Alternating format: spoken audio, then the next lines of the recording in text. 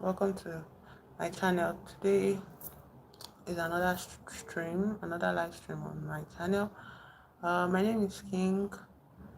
Yeah, so I was thinking about some things, and I came to this conclusion last night after yesterday's stream and talking to somebody about certain things. So I just want to lay ground rules for my space, okay? This is my and I'm coming on here to do what I want to do, what I like doing. If I'm being spontaneous about anything, um, that is on me. But like coming to my stream where I'm literally reading and talking about movies and making social commentary about things I care about and coming to tell me stuff about how um I should do other things, I should try other things, I should be more unique or something. And it's like, go away. If this is not your taste, if it's not exciting enough for you, just go away. Like, I'm not interested. I don't want to hear it. Okay? And I'll still say it the more people come into the stream, I'm going to check the description of this video. I'm going to be reading poetry today. Okay? Because I enjoy poetry and I'm highlighting, I'm coming on a public platform like this to just talk about something I care about, which is poetry, and I'm going to be reading it aloud. If it's something that you don't like, there's no need to come on here and tell me how you don't like poetry or you think it's not fun to listen to poetry. Just move away, just go away. Like, nobody's forcing you to be here, nobody's forcing anybody to be in anybody's live stream. Okay, so if you don't like books, I'm going to talk about books. I'm going to talk about authors, stories I've read, things I want to read. And if you don't understand, if you're not interested in things like that, you can just find your way to another place. You can just find your way to another place. This is not a marketplace. Don't come here and be telling me what you want me to do for you. If it's not aligned to my interest, which I'm clearly stating on the channel, which I've been doing for all of this channel, mostly all of this channel content, I've been doing books, social commentary, and talking about movies in general. So don't come here and start telling me about what you think is more exciting. Go and look for the person that thinks something more exciting. I already started this I already started reading this book like a few weeks back, on my channel. This is poetry by William Butler Yeats, okay? And I'll be reading some of it out as I like because I want to read poetry. I like reading poetry. If you don't like poetry, find your square root. It is not here.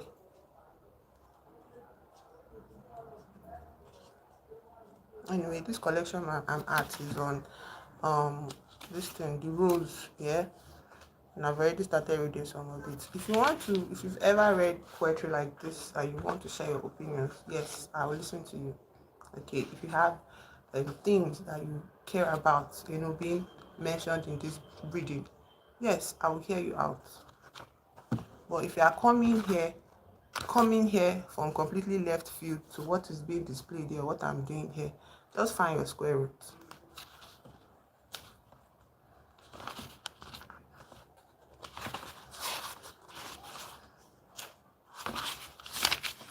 Anyway, Yeats poetry is very um Yeats is a classical poet. Yeah, his works are like form one of the foundation of English poetry. Okay, he's not. There's English poetry, there's Arabic poetry, there's African poetry, there is what to say, poetry from different regions of the world. Yeah, but like for English poetry, Yeats is one of the pillars of English poetry, and that is why I feel so great, being able to find one of his collection in a used bookstore and even having the resources to buy it for myself. Somebody was talking about libraries yesterday, and it's like in this country, Nigeria, we don't have libraries like that. The only libraries you experience are the ones in your school, and even then, people don't really go to use books in the library, or they just buy their own textbooks. That's just how it is. Um, so anyways, this place I'm at is the dedication to a book of stories selected from the Irish novelists. So several things you have to know about Yeats is that the things that influenced his work was actually what happened in his life here. So what he had a great love that was unrequited, for the whole of his life she never requited his love.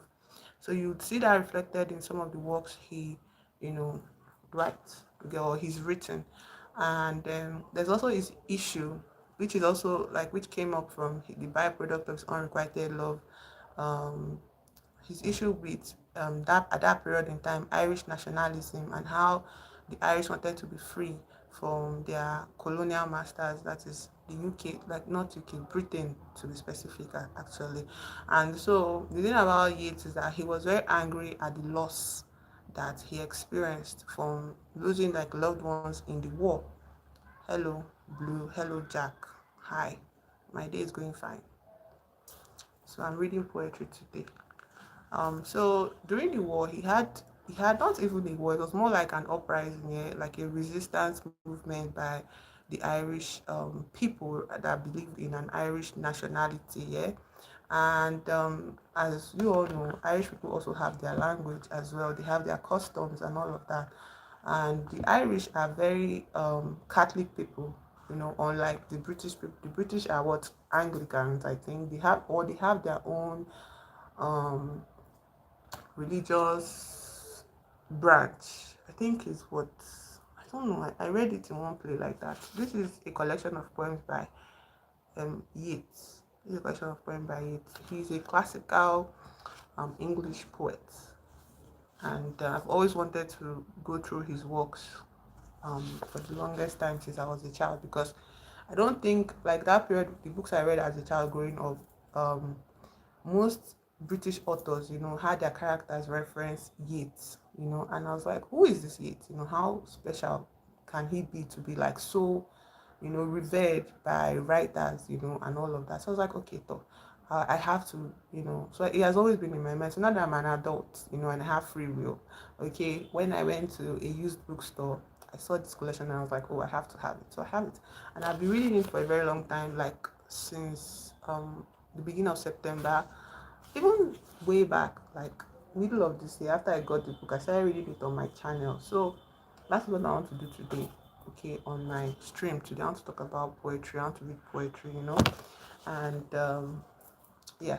So today's poem, I'll just give you a little bit of background on Yeats, and which is that there is the issue of his unrequited love, very famous unrequited love, um, for this woman named Maud Gonne.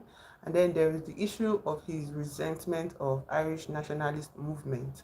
And then the third thing happening about it is that Yeats was born an atheist, like not born an atheist, but his parents were atheists. They did not raise him under any specific religious beliefs here.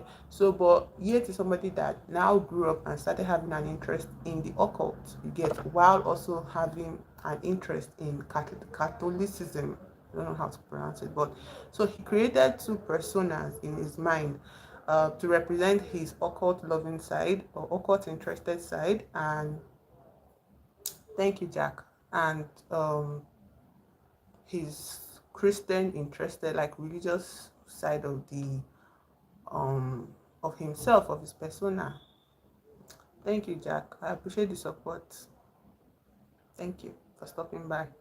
So, anyways, today's poem, I'm going to start reading from this one titled The Dedication to a Book of Stories selected from the Irish novelists. So, yeah. And then one thing you have to think about Yeats writing is that it is being studied in schools, literally like Harvard University, big university. I think Oxford as well studies Yeats. Obviously, why wouldn't they?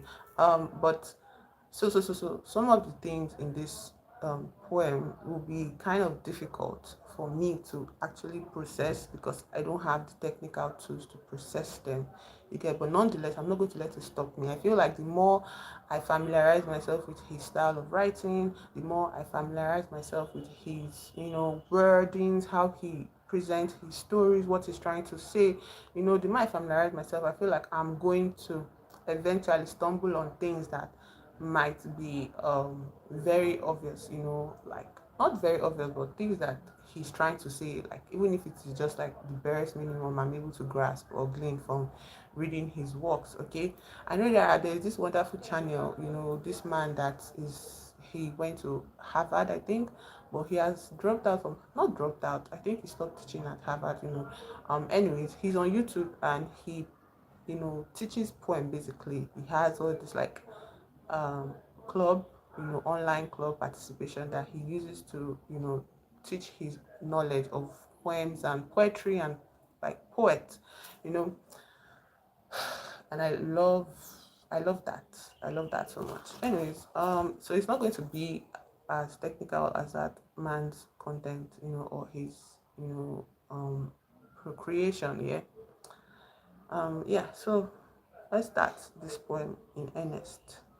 There was a green branch hung with many a bell, when her own people ruled this tragic ire, and from its murmuring greenness, calm of fairy, a druid kindness on all hearers fell. It charmed away the merchant from his guile, and turned the farmer's memory from his cattle, and hushed in sleep the roaring ranks of battle, and all grew friendly for a little while.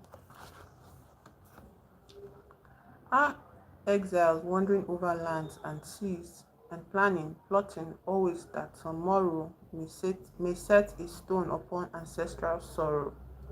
I also bear a bell branch full of ease. I toil from green boughs, wind store and toast, until the sap of summer had grown weary. I toil from the barren boughs of ire, that country where a man can be so crossed, can be so battered, badgered, and destroyed, that he's a loveless man.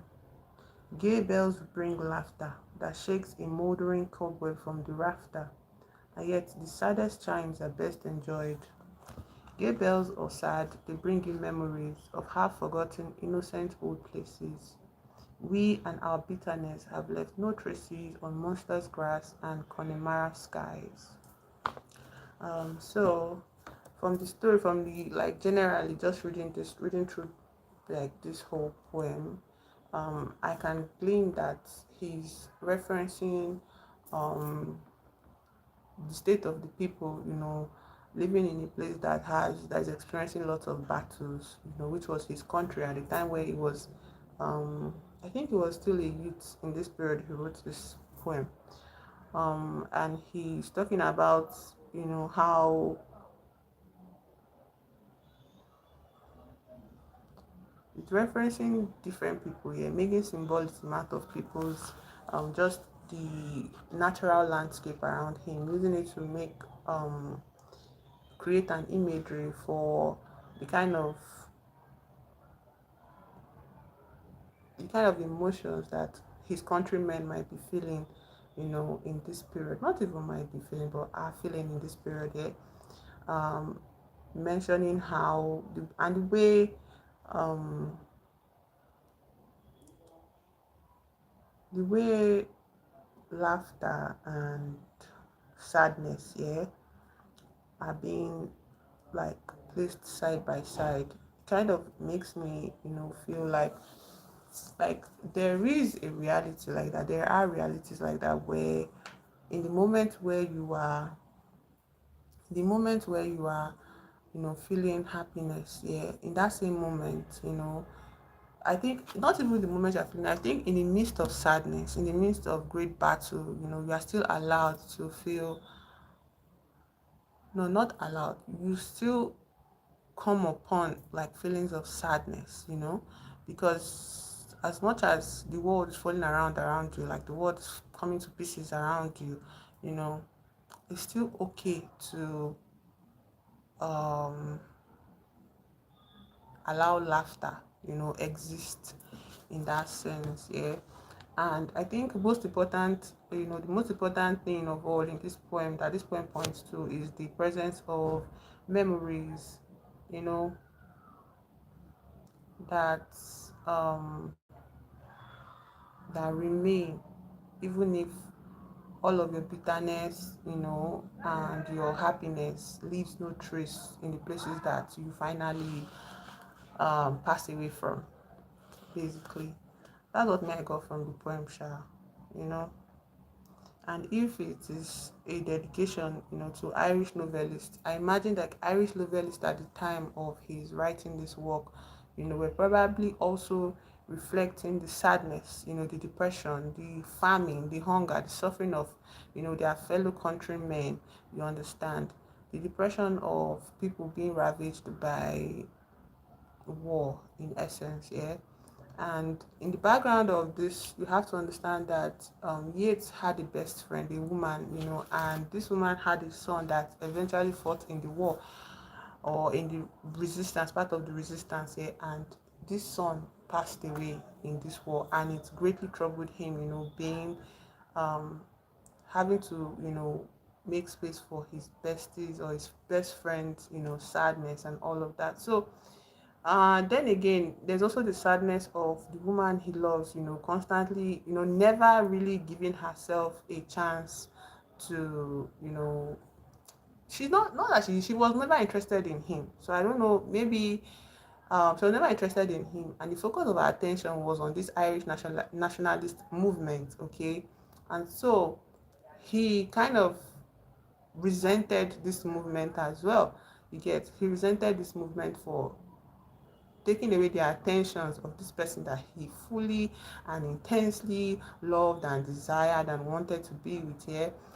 So when he says there was a green branch hung with many a bell, um, then he goes to the next line. When our own people rule this tragic ire, I feel like this green branch, it is the ha that he mentions in the very next line. Yeah. And the bells that were hung on this branch or this tree represent the people and all of that. But this land is also a very tragic place. I think it's the name of the place is Aya. Yeah, so this place is a tragic land, and as tragic as it is, there was a kindness, a druid kindness. And when you talk about druids are like mystical creatures, they are like kind of not really fairies, yeah, they are druids. The first time I heard of, like, I saw what a druid was in a representation was in Merlin. I don't know if anybody has seen Merlin, but in Merlin, remember the druid boy that Merlin refused to kill because he was just a child, and eventually that druid boy um cooperated with Morgana, and eventually, I don't know, I think it led to something horrid for him. I think he died or something like that. So druids can be kind of like a babalawo in that sense, I feel, yeah, but they don't have this sinister connotation that the title babalawo has.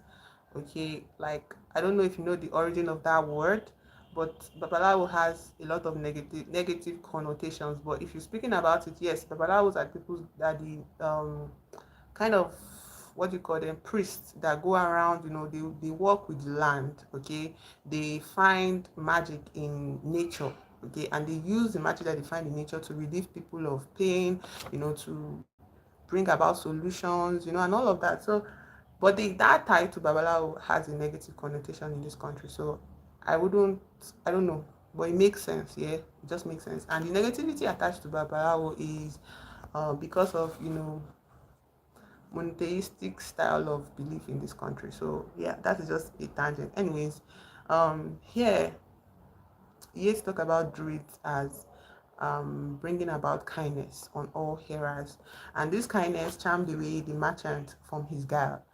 Guile means deceit. The ability to deceive people, and then turn the farmer's memory from his cattle.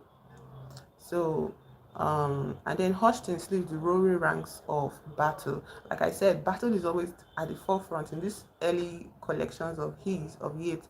There is always these present themes and conversation about the battle going on. The battle going on. So, like, and the poems I've read before now, there's always this kind of hopeful thinking.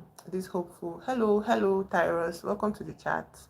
I'm fine, thank you. I didn't even notice your message. Welcome. So I'm reading poetry today by Yeats, and I just read this one titled "Dedication to a Book of Stories," selected from the Irish novelist. This druid kindness caused a lot of people to like move away from their strivings, from their non-stop, toiling. And he says, and all grew friendly for a little while, you know. But the very next paragraph goes, are exiles wandering over lands and seas and planning, plotting always that some morrow may set a stone upon ancestral sorrow.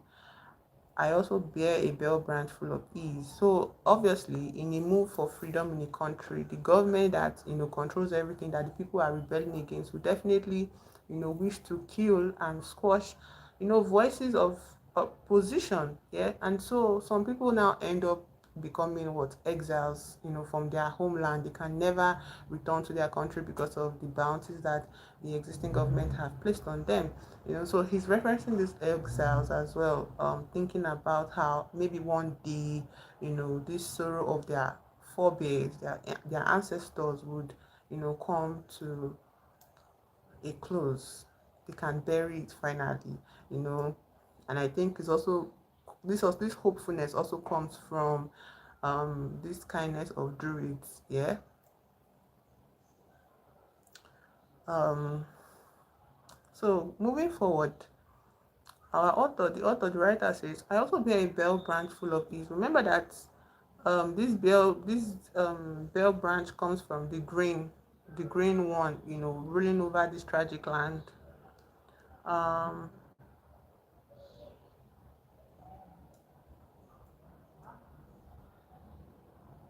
so this writer, he's saying that he tore this branch from the green boughs, and he tore it from the boughs of hiya, the place where this tree is growing. Anyways, his destructive behavior of tearing the trees down, the branches down, and tearing a barren bough back down, all of that, the destructive behavior is kind of referencing how himself can be. It could be referencing, I don't want to speak definitively because this requires a level of technicality to understand, but which I'm not really qualified to do. But either ways, I'll just persist in what I know or what I think or my conclusions because I want to. Can be so battered and badgered and destroyed that he is a loveless man. Again, about love, you know, he's a loveless man. So, like, claiming that the country where he's doing all this ravaging, yeah, can can cause this battering, yeah, and this badgering and destruction of his interiority, of his soul. And then he now goes on to say, gay bells bring laughter that shakes a moldering cobweb from the rafter, and yet the saddest chimes are best enjoyed. Like, yes, we're going to laugh when these bells ring with these happy bells ring, and we're going to laugh, and everything in us shakes because of the happiness of these joyful bells. And at the same time, we still enjoy the chimes of sadness, yeah, the saddest chimes. So I don't know, like, for me, it's just like this writing, to bring forth the fact that everybody is, sad. Yeah, the sadness remains and there's tragedy everywhere. But, for some certain period in time, for a certain period in time, yeah, people can, what grow friendly. People can laugh, with joy at the bells, ringing in happiness. And I like it. It just makes me feel like, yeah, human beings are what um human beings are a multiple. Like, a human being cannot be fit into one box of emotions, or you cannot expect a human being to play a certain role just because the country is experiencing this ravaging and this division. Yet there's still sometimes moments of happiness, yeah, moment of friendliness when nobody is tearing at the other's hair or something like that. Anyway, that's what I got from this poem. And so I'm moving on to the second one for today. And this one is called The Lamentation of the Old Pensioner. Although I shelter from the rain under a broken tree, my chair was nearest to the fire in every company that talked of love or politics. Ere time transfigured me. Ere means before. Before time transfigured me. Though lads are making pikes again for some conspiracy, and crazy rascals rage their fuel at human tyranny, my contemplations are of time that has transfigured me. There is not a woman turns her face upon a broken tree, and yet the beauties that I loved are in my memory. I spit into the face of time that has transfigured me. I don't know, I feel like what do you think? Like if you are hearing this poem for the first time, like what do you think about it? The title of this poem is Lamentation of the Old Pensioner, and it makes so much sense, yeah. First of all, it says he shelters from the rain under a broken tree, which is what like, can you really get shelter from a broken tree? Like, can you get shelter from the rain? So, when you are standing under a tree, no, and then it's a broken tree, no, no, no, no, no, no. And in the midst of taking shelter under this broken tree, his chair was also like nearest to the fire. So that means he was receiving the most warmth in every company that talked of love of politics. So he was still very, as this pensioner is very included in um community. Okay, he's still included in community with everybody, and as in any community, there's always conversations about what love, politics, yeah, especially in this time period, yeah.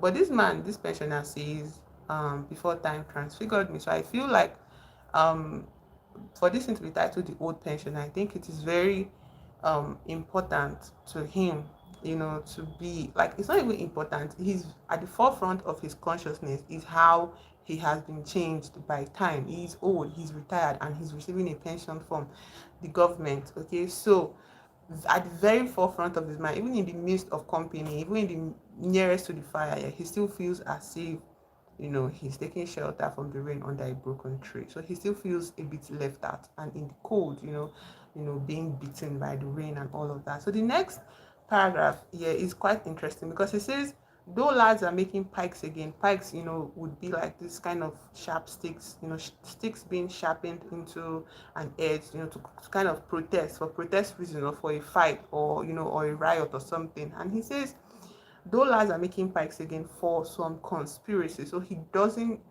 think their rage is based in reality. He thinks maybe they are just coming up with their own crazy theories and all of that, a conspiracy. And he says, he calls them and then the next line that is interesting to me, he now says, and crazy rascals rage their fill at human tyranny. So thank you, Tyrus, thank you so much for joining me at this time. Have a lovely rest of your day at work, yeah.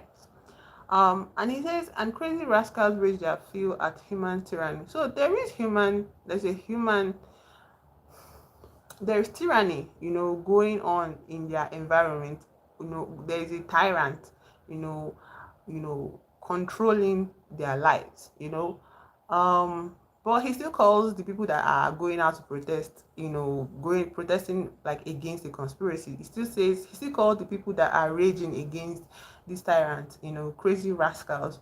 And you get the kind of sense of like an old person, mostly an old man, raging against, like not raging against, but kind of just very cynical and skeptical about the worries of a youth, because to him as an old man, all he really is stressed about or cares about is what his age, his place in the world now that he's old, and he completes this paragraph by saying, my contemplations are of time that has transfigured me.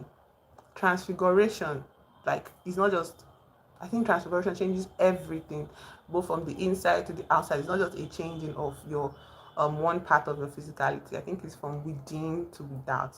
That's what a transfiguration is, yeah. And transfiguration is also kind of like a religious term.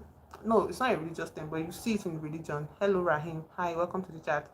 You see it in religious discussions because, like, I think the very first place I came across the word transfiguration was like transfiguration of what Jesus on the mountain. Yeah, I think we studied in Christian religious studies. We studied it in Bible schools. We studied it in Sunday schools. Like, transfiguration of Jesus, and he looked like an angel, or he looked like God, is what the disciples that witnessed it saw. You get, so this is also bringing to the forefront this aspect of Yeats that contemplate on orthodoxy. Yes, orthodoxy, that is religious, like a religious belief in God. Yeah, this Christian God. Yeah. So we are seeing it pick out here. Remember that he's also very interested in the occult side of things, and then you saw it in the last poem, which was referencing druids and um this green branch, and this land or whatnot, and all of that. So just, I think it's interesting to just see. Yeah. Now, the final paragraph, he says, he's talking about woman, and love. And he reads, there's not a woman turns her face upon a broken tree. And yet the beauties that I loved are in my memories. So anyways, you see that in the beginning, I think he kind of explains to us what the broken tree he's talking about in the beginning is in this final paragraph, which is that broken tree means himself. Yeah. I feel like he has used a broken tree um as an analogy for himself, or should I call it a metaphor for himself, and him saying he shelters from the rain under a broken tree. I feel like the I in his conversation in the first paragraph is referencing his person, the intangible aspect of his personhood, which is like his consciousness, his sentence, his awareness, his being, that is separate from his physicality, um is inside this body that is a broken tree. I don't know if you get that kind of sort of expansion, but I get it here. I see it. I see what he means. Say I do, although I shelter from the rain under a broken tree. So basically it is rain all around him in his in his reality, and all he has to keep himself warm. No, all he has, to exist in is this broken tree that is his body. You understand? And it's like, if you think about old people, yeah, I think the major thing an old person struggles with is temperature regulation. Yeah, I think they feel cold very easily. I think they feel cold easily. They get feverish very quickly. Because their thermoreceptors are not as plentiful or functional as it was when they were young. So anyways, moving on, he now says there's not a woman turns her face upon a broken tree. Desirability and his feeling of his desirability to love, um and yet the beauties that I loved are in my memory. You understand? So, regardless of how he's no longer desirable, or he's no longer seen as desirable by women, you know, his loves, his beauty, beauties that he loved is still present inside of him. I feel like it's kind of making us see how jarring reality must be for this old pensioner. Like I remember, like I'm just saying, like this old man now thinking to himself, like, oh, I remember being an attractive fellow. I remember falling in love so many times, having sizzling relationships, experiencing like passionate love and all of that, and it's still very real in my memory. So what do you mean now people are not like, potential partners are not looking at me? You get, like, I feel, I think that is the torture of what memory becomes, for um people that live, people, old people, basically pensioners. Yeah. And the final line, he's very, very like enraged at this point, and he says, I spit into the face of time that has transfigured me. So now the lamentation of this man is what, like, you can figure it out here, that it is time. This man is lamenting how time has, you know I don't want to say robbed, because personally, I have my own personal beliefs about time. Yeah, for me, time is not a real thing, and my own beliefs about growing old is very different. It's very, very like a world apart from this old man, this belief about time, And I feel like this pensioners is a reflection of Yeats also issue with time. You get and growing old, yeah. And we'll see it in future poems if we're able to get to that point of understanding. I hope by then I'll be able to understand fully, Yeats. Hello, Easy, welcome to the chat. Yeats relationship, with time.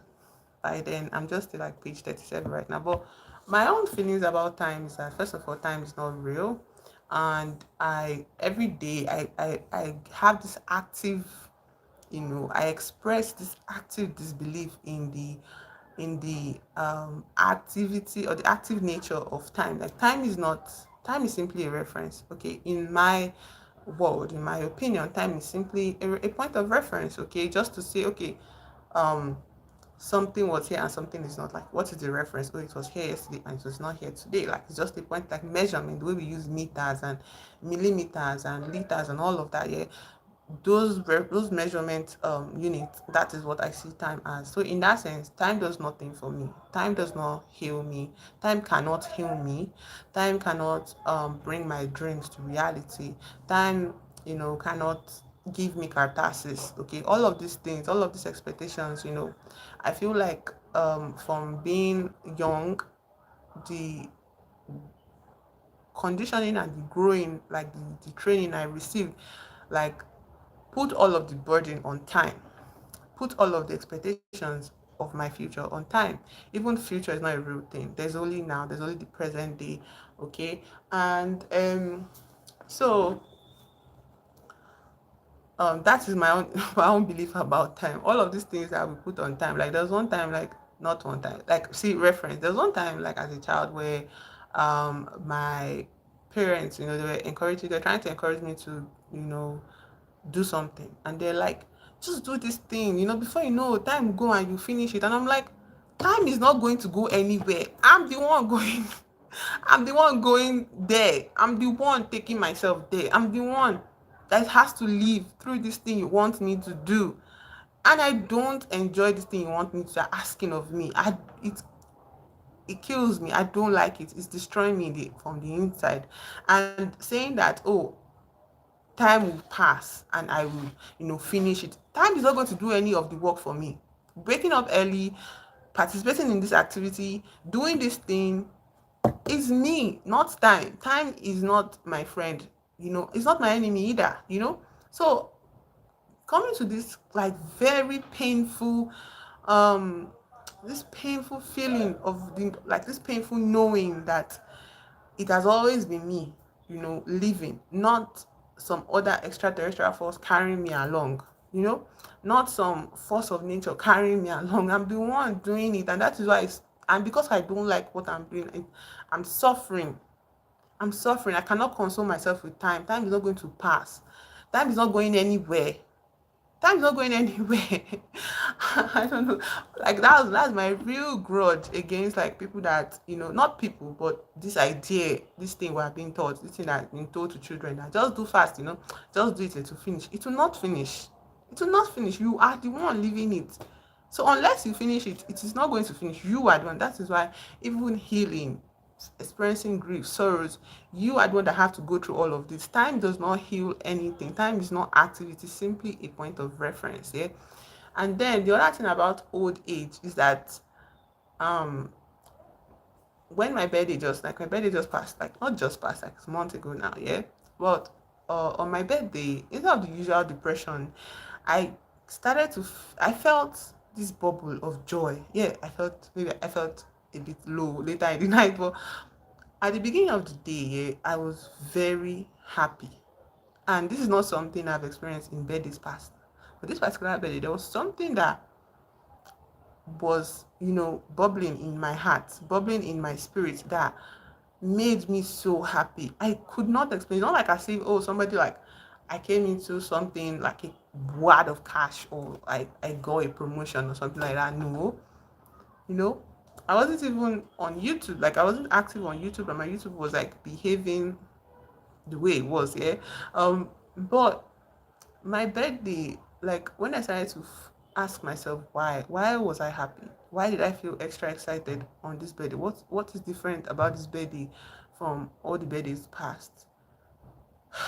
I realized, like, it came to me, but it didn't come to me in words. And I was like grateful for whatever came through, but even though I didn't have the words for it. But now, after several months have passed, I think I know what made me happy, with this whole marker of time, which is a birthday, this marker of time that shows people say, oh, you're getting old. And it's like, I think for all of my childhood, yeah, for all of my teenagehood and even young adulthood, yeah, I lived in this limbo, in this fear, which I never also acknowledged because I was scared of this thing. But somehow I lived in this fear that I would not make it, like I would be dead before I got to this age I am in now. And the death I'm talking about, it's not like I was plagued by, horrors of different ways of dying. It wasn't as material as that. It was more in this abstract sort of this abstract way of knowing. And it was because I grew up religious. If you grow up as a Christian, you are taught that one day you die and go to heaven. That's just the reality of growing up as a Christian. And if you grow up as a child with families or parents that are serious about God, yeah, there's this expectation of death to relieve you from the horrors of living in a world that does not care about your God and the rules that your God requires you to live a Christian life, okay, to live a holy life, to live in holiness. This world, if you're as a Christian back then, did not cooperate with you, to be good enough to be deserving of God's love, of God's protection, of his blessings.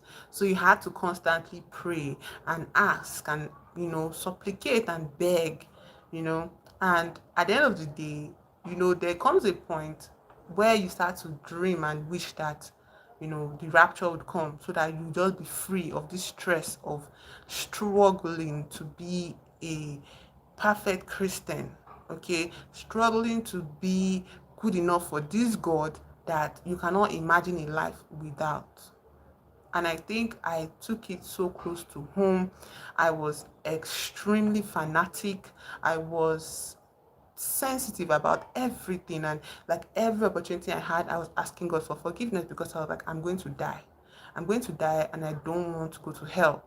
Like death is just a short thing for me. I just want to, and in fact I look forward to it. Even if I didn't say it in so many words, I look forward to death because it was freedom. It would free me from this battle of never sinning, this battle of asking for forgiveness, this battle of a world that did not care about your God. Okay, this battle that existed, that sheltered the devil. They'll say the devil is of the world, the devil is in hell, the devil is under our feet. And it's like this devil is just here, very present around me, breeding, temptations, breeding like ways of how I would never, like ways to tempt me to not be good enough for the God, because God knows. Sorry, because the devil knows who God is. So the devil definitely knows how to, you know, coerce you, you know, convince you, to hurt God in a way that he would never forgive you. They call these things like apostasy. When you become an apostate, there's no redemption for it. There's no way you can ever give your life to Christ once you become an apostate. There's a place where hello Jonathan, welcome to the chat. There's a point you get to in life where, like as a Christian, where there's a possibility of you committing this sin that will render you unforgivable by God, by Jesus Christ. Like Jesus Christ won't be able to beg God for your sake. And I was like, I don't want to get to that point. I want to, first of all, as a human being, be this perfect creature for my parents, this perfect child to my parents and my family and my community, that looked up to me. And then I also want to make God happy, and those two things should never clash. They should always be aligned. Yeah. And so basically all of that burden that I wasn't even conscious of the fact that it was a great burden on me. My source of relief was just death, I feel. I think my source of relief was just death. I was like, okay, there's no problem. All I have to do is just die in the right way. I should just die so that I can go to heaven. And I didn't see it as death. I was like seeing it as what? Rapture. Let the rapture come and let me be free. Let me be free. But it wasn't, I hid it deep, deep down, very deep, deep down within me, you know? And so that desire to die, convinced me. Like I really never pictured my life up to this point. I never felt that I'll be able to get to this age that I am in now, alive and not in hell, or mostly not regretful. Okay, another thing that really scared me as a child was regret. As if having regret was the worst experience you could ever have. The worst emotion you could bear, So, and I was struggling with guilt, I was struggling with shame and fear and anxieties. All of those things were there. So, the happiness that came to me on my birthday was the fact that I got to this age where I don't think I've ever, as a like growing up, until a few years back, I don't think I've ever, you know, thought of myself at this age that I'm in right now. I've never seen life. I could never picture the possibility of me living to be this age, because I was convinced that the devil would either get me, or God would eventually like pity me enough for how much I've struggled to be a good Christian and rapture me, you know. And so getting to this age, so it like yeah, so that is my relationship with old age. I don't fear it. I'm not scared of it. In fact, every moment that I'm alive and when my birthday comes again, I'm going to celebrate it, because I never thought I would get to this point. Yeah, and it's not all glory to God, because I don't believe in God anymore. It is not, it is me. I did this for myself. The thing I feared the most was me. One thing that being a Christian teaches you, if you want to be a real Christian, you have to what? Deny the flesh. Everything that is instinctual to you, everything that you trust and you believe in, you have to reject it, because it could be inspired by the devil. It might be your own inspiration, but no, you can't trust the chance. You can't give so much, you can't put so much faith in the chance that it is coming from somewhere good inside you, because what? You are not good. The Bible says that the heart of man is desperately wicked. The Bible says that we were formed in sin. All of these things like forces you, programs you, conditions you to believe in the evilness of yourself. Thank you, Jonathan. I'm not preaching, Rico. So I'm not preaching though. I'm actually just trying to make a case for why I don't believe in God and Christianity anymore, and how this rejection of the Christian faith and all it represents has set me free. you know but anyways, those are the things I took so seriously as a child, like, and I grew up with it. I held fast to it. I lost friends over it. I refused to connect with people over it. Like, I shut myself away from the world because I was so scared that the world was going to make me wrong God, hurt God, disappoint God. So anyway, what was I talking about? I was talking about how you could not trust yourself. Yeah. So it's like I never ever had faith in myself. I never believed in myself. I never thought I could do anything. All the things I wanted from life as a child up to my very young adulthood, it was just, yes, God give it to me. God do it for me. Everything I supposedly achieved as an adult, as a teenager, as anything, all through my life, I've always ascribed the credit to God. This same God that has never shown up for me, really. But anyways, letting go of the Christian faith helped me to start to see that I've been the one carrying myself all this while. You know, I've been the one doing all of this for myself, and I don't think I've gotten over that awareness. Every time I think of it, I feel like dancing, like, oh, wait, I got myself through this. Oh, remember this horrid experience we went through and we're praying that God saved us from it? I did that. I did it, And so, the only thing is that when you let go of what you've always held on to, like the crutch of Christianity, all of those feelings do not disappear. If you get what I mean, those feelings of wanting to die, those feelings of wanting to be rid of your body, to like hate your body, hate yourself, they don't go anywhere. They just get repressed by, they were just previously repressed by your Christian sermons, the Christian sermons, and your pastor and your Sunday school teacher and all of that nonsense. They're just like wrapped up shit, like someone just wrapped shit up in nice wrapping paper so that you can bear it, but it's still shit, like, and when you now throw away the wrappings, you have to start what? Clean up. Yeah, you have to start clean up duties.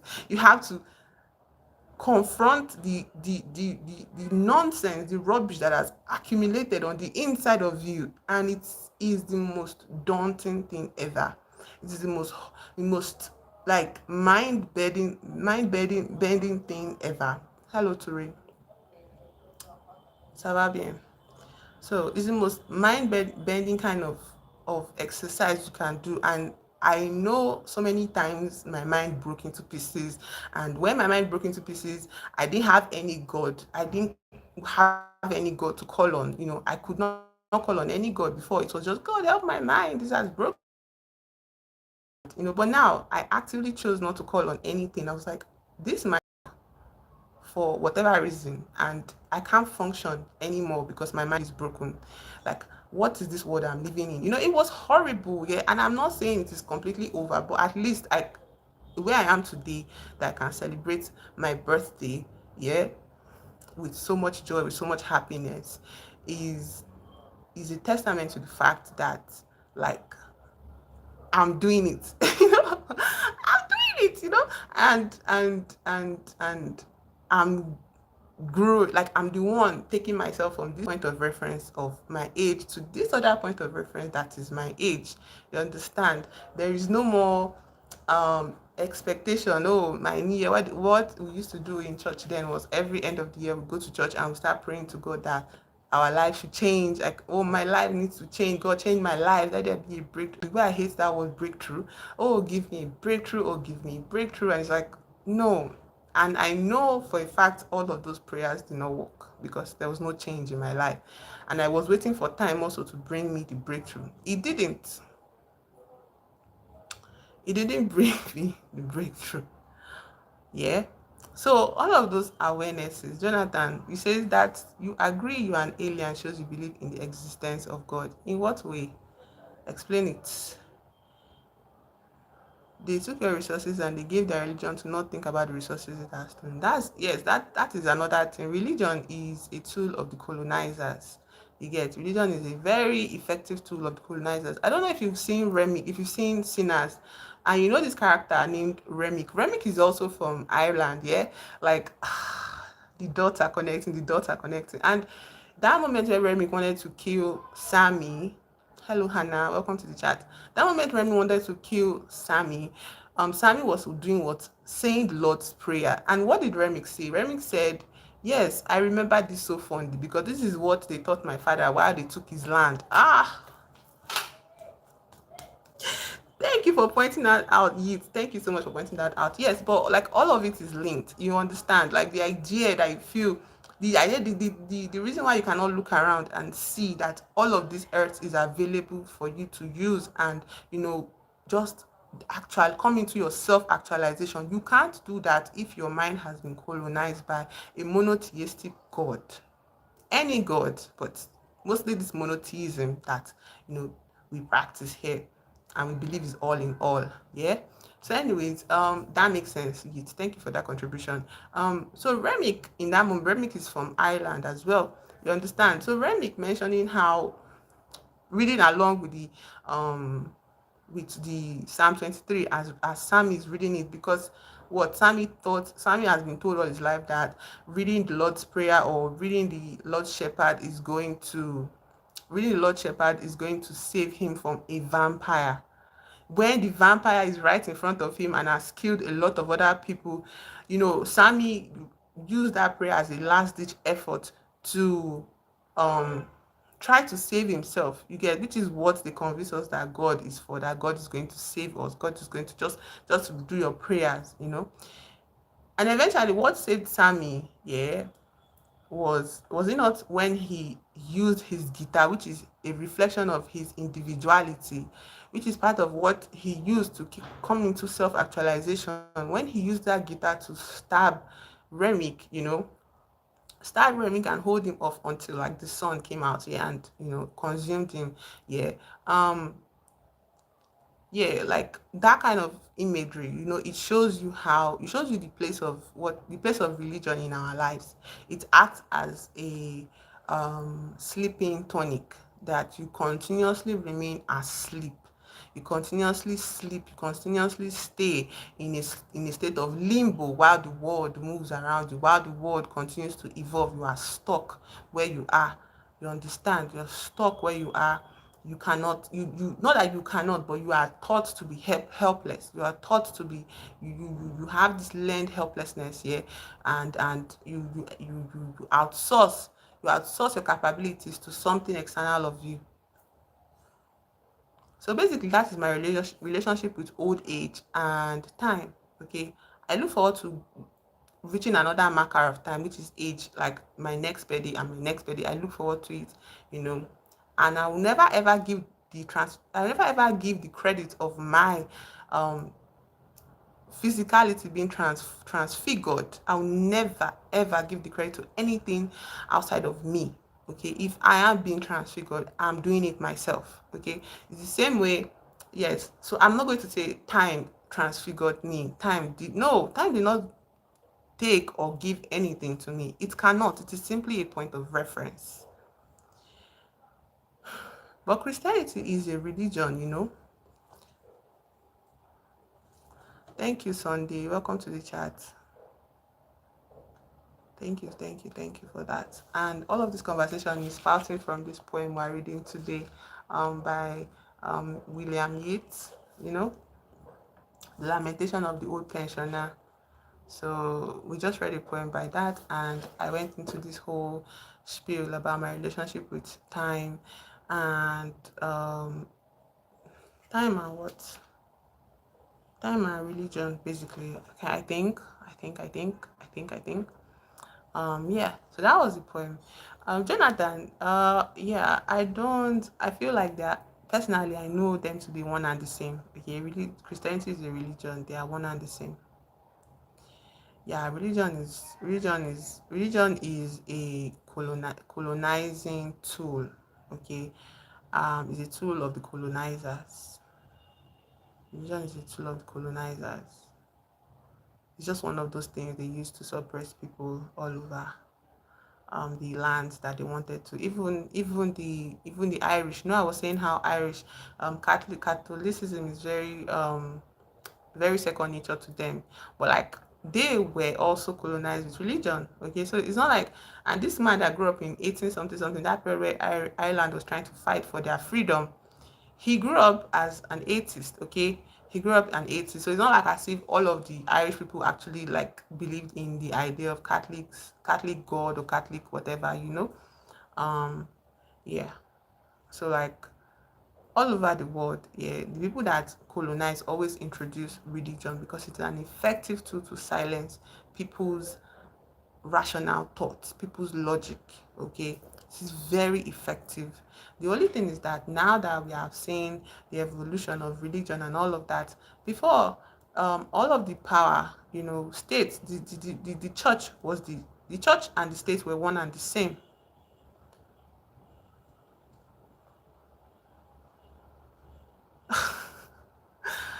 Johnny's funny spikes. um like I said, all religion, it's not just God, all religions. Thank you, Sunday, for that. I appreciate that support. You continue to hear from me about my disbelief and my absolute rejection of religion, and how and I'll continue to speak on how religion is just a tool. It is not grounded in logic, rationale, or reality. You understand? It is just a tool. um there's no separation. There was no separation from the state and the church. The church was the ruler. The church was the governing body of countries. I don't believe, if I want to be honest here, I really don't believe in anything. I don't believe in an externality. Yeah. That is why it is a lot of work being a human being. I'm not going to take that away from anybody here. I'm not going to say, oh, we can chest existence, we can brave existence. No, Thank you so much, Sunday. I appreciate that support. I'm not going to tell you that. I'm not going to lie to you that, oh, throw away God or throw away your religion because, your life will be better without it. Your life will not be better without it. But it will also not be worse off with the extra load of religion. You get? So like the point of us being on this earth, yeah, we cannot actually, I don't think we've gotten to the point where we can figure it out. And also, every singular human being that exists in their singularity and multiplicity, yeah, in the sense like we are all very unique, but we are also connected, you understand? And so existence is not something that you give one person, like figuring out existence is not something that should be dumped on one source. We should not be guided to on how to live and breathe and exist in this world from one person, from one manual. Right. That is also a very, I think, the thing about, the thing, Johnny, about this, your stance. Well, Johnny says, well, nobody knows at the end of the day. It's all about fate. Because if I'm being honest, I like not knowing what will happen after I pass on. And I appreciate this stand in the sense that it is very, very honest. Yeah, you've gotten to the point where you are honest with yourself. And again, I'm not somebody to demonize somebody else's belief in a god or any religion. I support you. I think you should hold on to the things that you know. We are living in a very chaotic, you know, space and time, And so I cannot fault another human being and say, oh, you are doing it wrong. Where I'm coming from in my conversations here is just my personal point of view, okay, and why I see the world the way I see the world, and I like to share it, in case there are people that are questioning and curious about something outside of what they've known their entire life, because everybody gets to that point where they decide, I want to know more, or I rather stay where I am. And either decision is fine. The problem that we experience in this world is the fact that some few people want everybody to live in a box, to be the same thing, we should just live in one streamlined style. And it's not, it kills people, it kills the humanity of people. The more we keep shoving ourselves into boxes, we are dying. That's not like Sunday says, even when you first see the truth and start to tell your brother about the light, even with facts, they will crucify you. And that is where you need to be careful. Okay. At the end of the day, the idea of needing to tell somebody about your light without them explicitly asking for it is sort of religious. Okay. It also goes into that line of religiosity, like you are still practicing a religion, the need to tell people, like, let me show you the light, in the sense of trying to convince people to see things your way. It is religion. Okay, it's just a different shade of gray. That is my, like, the idea of being sovereign and being your own person, and seeing the world the way you wish to see it, requires you being also at peace with people's decisions. you know like Johnny is saying, that I live and I do what makes me happy and hope for the best. At the end of the day, life is less stressful that way. Perfect, Johnny. Perfect. I appreciate that point of view, and I even need to hear things like that. Okay, I need to hear things like that. Yes, valid. Okay, Johnny's point of view is valid, and Sunday, your point of view is very, very valid, and Jonathan's point of view is very, very valid. That is just it. We are not supposed to come here and be uniform. We are not supposed to be conforming to each other. No, that is not why we live here. There is no wrongness and rightness about my stance or your stance. You get? The only issue is that we as human beings, because we are social, and we have this, I think it's a pathology to belong, yeah, because we are scared that if we don't belong to groups, we are going to die. And in the old times, when the early man was first living in living in older civilizations, that is valid. Belonging to a group is safe. You understand? But right now, that same, like, evolutionary um survival skill still persists in us. It still persists in us. The problem is when you use common knowledge to communicate the truth, they will accept it. But once you bring it to what they believe, they will not accept it. Right, Sunday. That is just that is just like they'll be like, no, no, no, no, no. Religion is different from this conversation. Like this is different and this is different. Yeah. So, but like, that's also another thing about it. You have to leave them where they are. You leave people where they are. That is why I want, for the same respect I desire for people, I expect from people to be like, oh, I leave you where you are in your non-belief in anything, yeah. And me too, I also respect you by leaving you in your faith. Okay. um Johnny says the church robs people for money than bank robbers. Yes, it's an unfortunate fact that we exist in right now. It is just like I don't know where you're from, Johnny, but in this country, like if you want to make it, yeah, as you just want to make it, the new entrepreneur thing to do is to what, start a church, open a church anywhere. Because now the new aspiration, like from some people, because now in our country we have a lot of geos that have general overseers of large churches. We are from California. Okay, so if people have, America has what do you call it, mega churches. Yeah, we have churches that have general overseers. So yes, yes. Let me shake your hand. We're speaking the same language.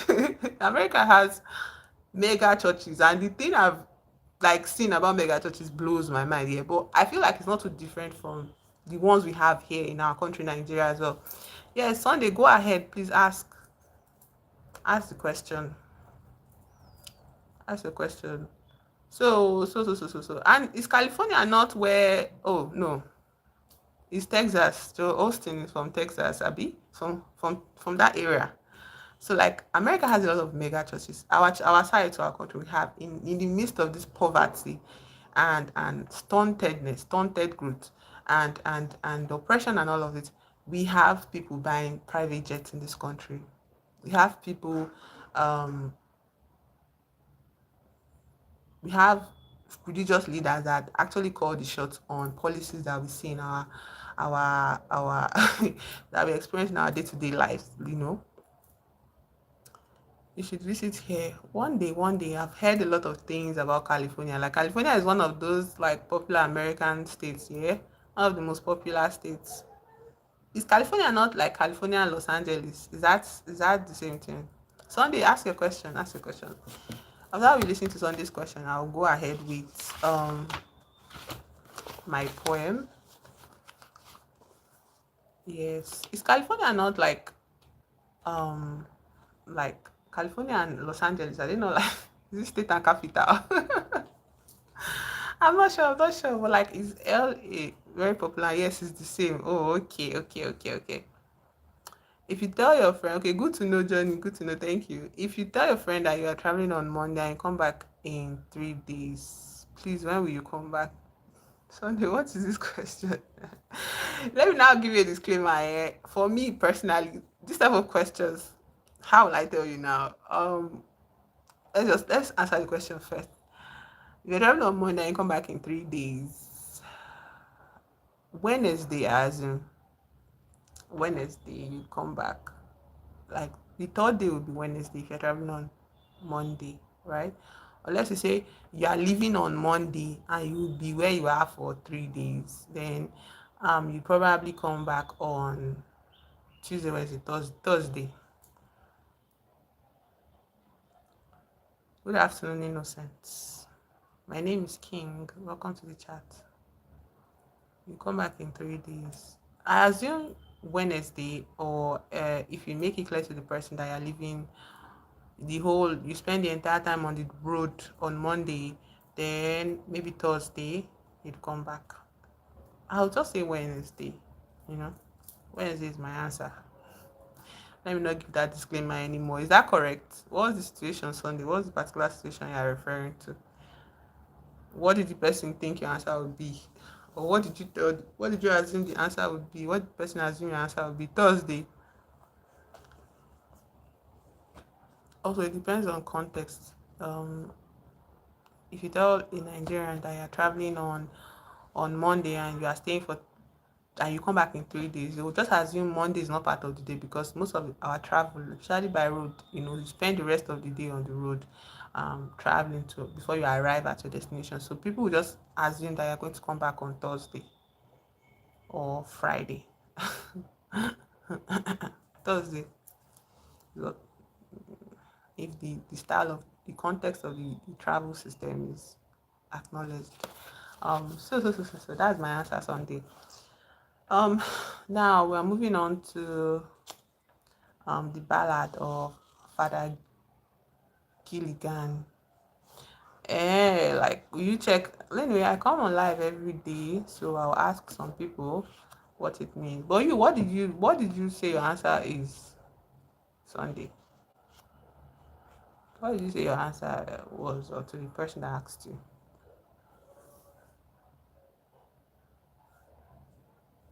What is your answer, Sunday? Your own personal answer. What did you say? Um, we're going on to the next poem. The Ballad of Father Gilligan. Like I said, the religious side, the orthodoxy of William Yeats is reflecting in this in his writing. Oh, my own answer, I said Wednesday. You know, I said Wednesday. If the person is um Wednesday is what I said. 3 days, yeah. If you arrive at your destination, like on, you don't spend the whole day traveling, yeah. It should be Wednesday. But if you spend the whole day traveling, I would assume you're coming on Thursday. So I'll just be like, maybe you're coming on Thursday, Wednesday, personally.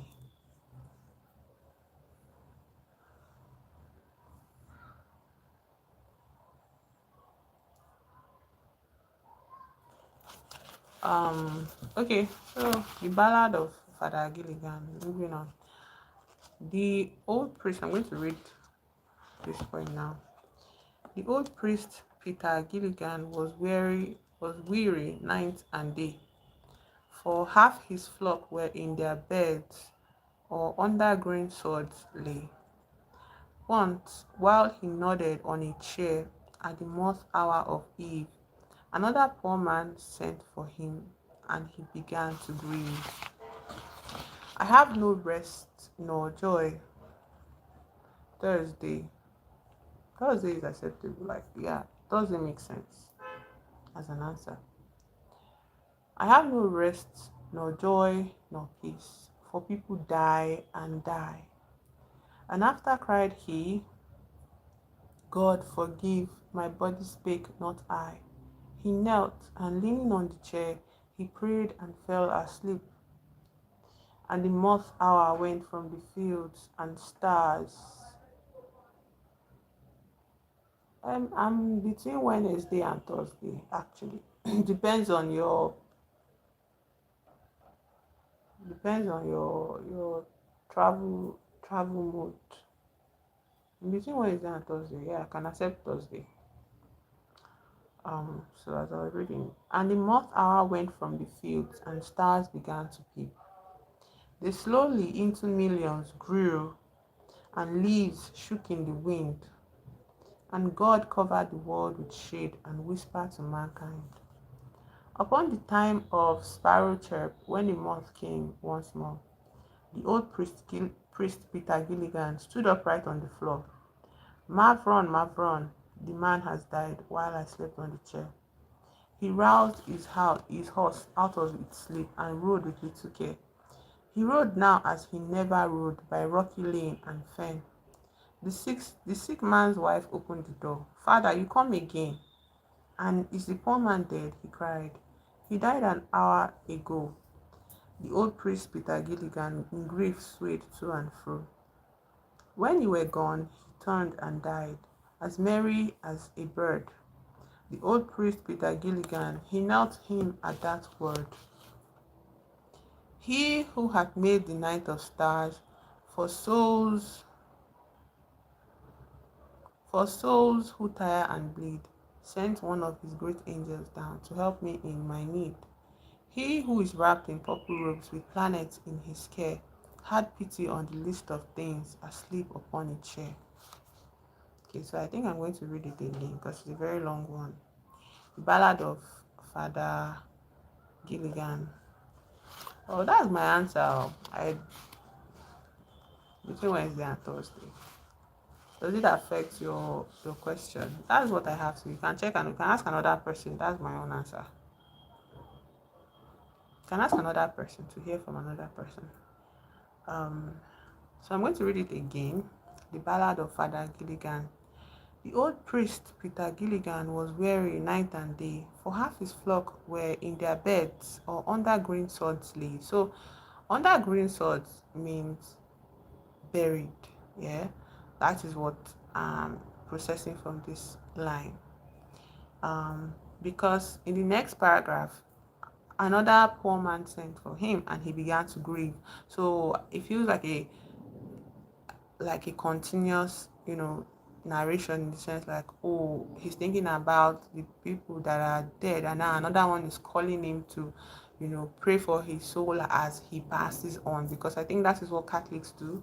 They on the deathbed of a member of the church, the priest is called upon to pray for their soul as they pass. And he began to grieve. This priest is now saying, I have no rest, nor joy, nor peace, for people die and die. And after cried he, God forgive, my body speak, not I. So it's kind of like reminiscent of that story in the Bible where Jesus was supposed to be like it was the night before his crucifixion, and he says, God, if possible, let this cup pass from me. You get, and this passage, this reading, this statement, this prayer of the priest, and then Jesus now says, if if Father, if thou be willing, let this cup pass from me. And then he says, nevertheless, not my will but thine. You get, and so it's the same way I feel that this is mirrored in this priest. This priest says, God forgive, my body speak, not I, because he kind of expressed resentment, or yeah, express resentment to God, because he says, I have no rest, no joy, no peace, for people die and die.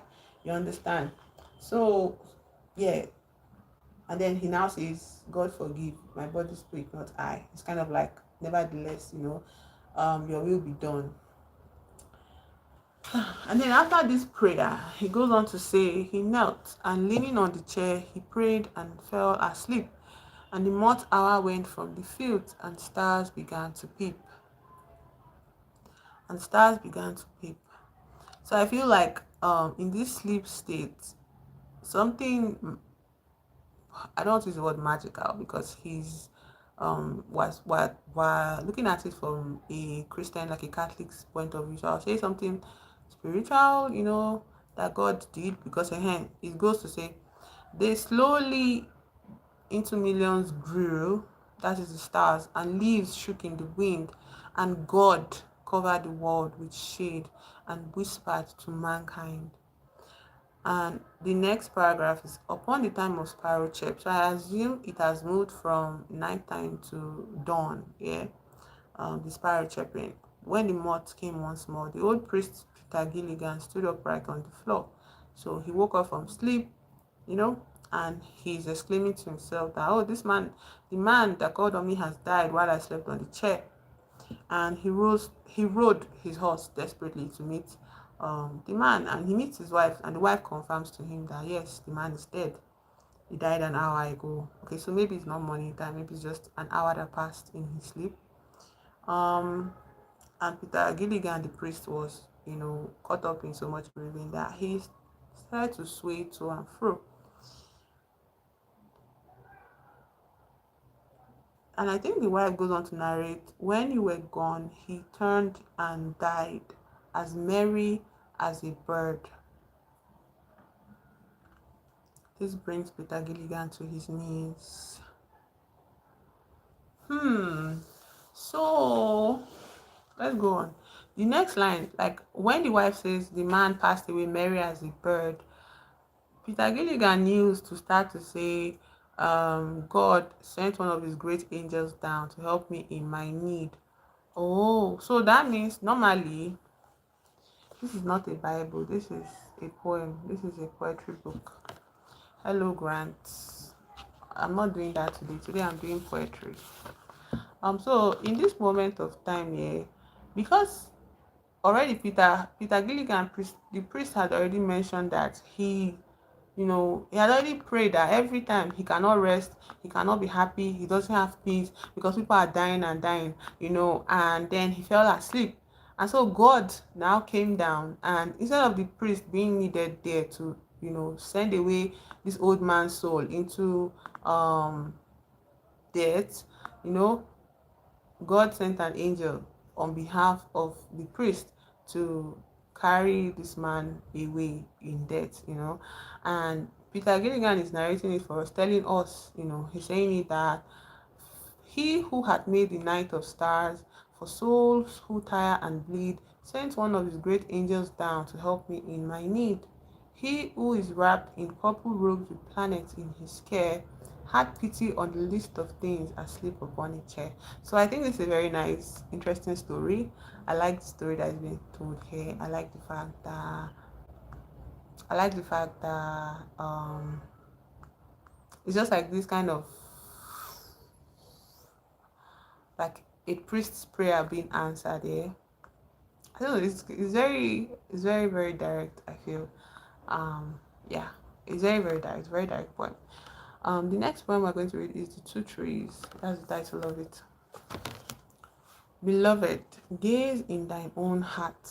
The holy tree is growing there. Now, we yet use a lot of use trees to symbolize human beings. At this point, I feel that is his thing. Like human beings are like trees to him, and I've noticed it a lot, and I like it. I like it because I love trees. I think trees are like the most beautiful thing ever, and I'd like to have conversations with trees. Anyways, let me read it without interruption. Beloved, gaze in thine own heart, the holy tree is growing there. From joy the holy branches start, and all the trembling flowers they bear. The changing colors of its fruits have dowered the stars with merry light. The surety of its hidden roots has planted quiet in the night. The shaking of its leafy head has given the waves their melody, and made my lips and music wed, murmuring a wizard song for thee. There the loves a circle go, sorry, the flaming circle of our days, gyring, springing, spiring to and fro, in those great ignorant leafy ways, remembering all that shaking hair and how the winged sandals dart. Then eyes grow full of tender care. Beloved, gaze in thine own heart. Now the second verse. Gaze no more in the bitter glass, the demons with their subtle guile lift up before us when they pass, or only gaze a little while, for there a fatal image grows that the stormy night receives, roots half hidden under snows, broken boughs and blackened leaves, for all things turn to barrenness in the dim glass the demons hold, the glass of outer weariness, made when God slept in times of old. There, through the broken branches go the ravings of unresting thought, flying, crying to and fro, cruel claw and hungry throat. Or else they stand and sniff the wind and shake their ragged wings. Alas, thy tender eyes grow all unkind. Gaze no more in the bitter glass. I love this poem so much. Oh my god, I'm going to post it on my Instagram. This is so beautiful. Like, look at the comparison between what he tells you to look at when you look on the inside of yourself and when you look outside of yourself, which is what I like to maintain, and is that like everything that you are comes from the inside here. Like you can trust in yourself, you can rest in your inner world for belonging and you know community. Just rest on the inside for it, because outside there is nothing to see. Like he says, he even calls it like demons holding a glass for you to see.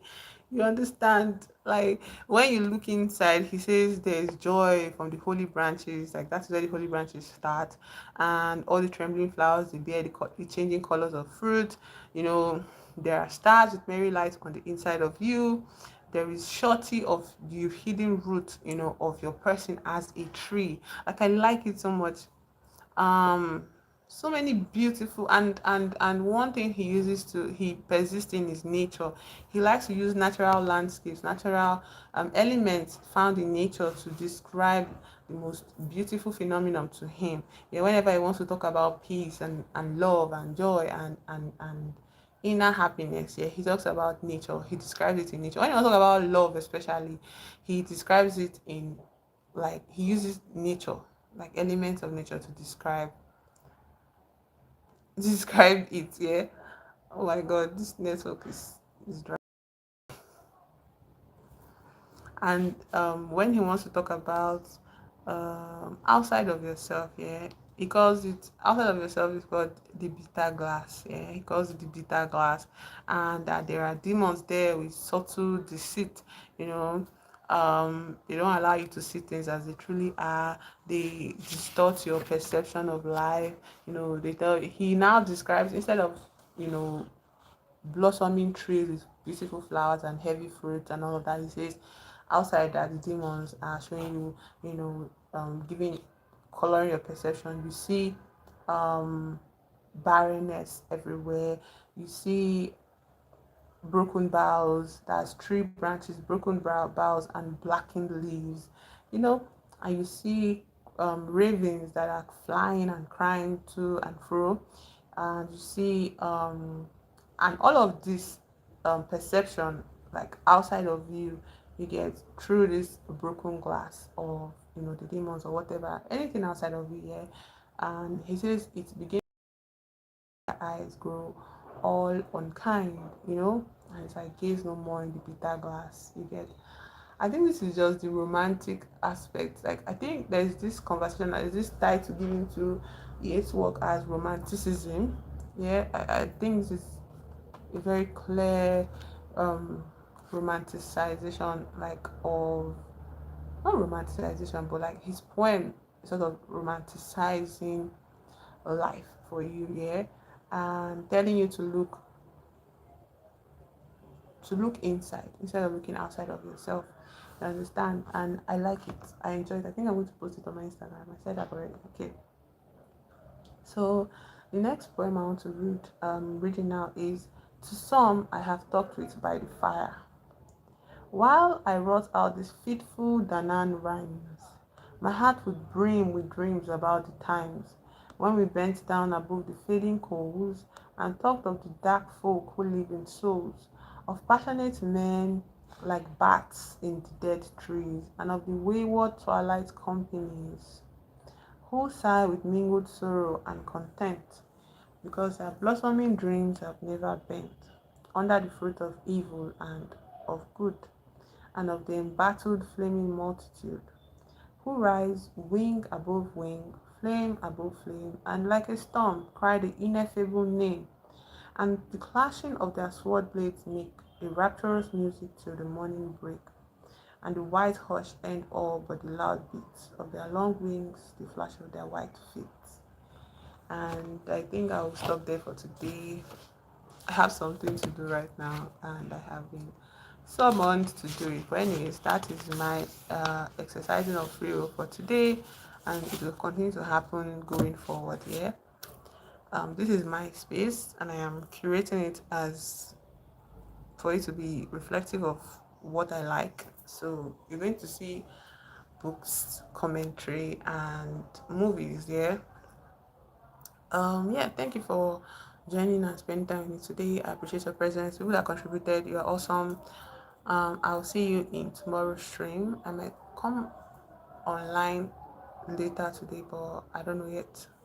Yeah. Anyways, thank you for spending time with me today. Bye bye. Bye bye bye bye bye bye.